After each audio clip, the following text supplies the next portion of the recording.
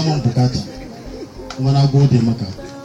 Kamar yadda MC ya faɗa, kai jarumi ne, kai namiji ne, kai mutum ne mai hangen nesa, kuma ka siya da wannan struggles za ka ga amfaninta ba kaɗan ba.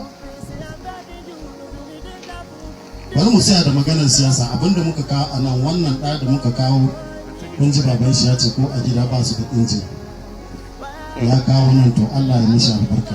Shi babban damuwa shine ka haifi ɗan da wani yake so a waje ba kai kake son shi a gida ba. In ka haifi ɗa ya yi wannan albarka, to ka san tabbatacce ka kai mutum, kuma ka haifi ɗan da duk inda za ka yi tafiya kanka a saye, domin ana sa ma ɗanka albarka. Duk inda aka ganka za a yi tunani a san wane ne babansa. Allah ya kara maka arziki. Mu kuma abin alfahari ne a wajenmu.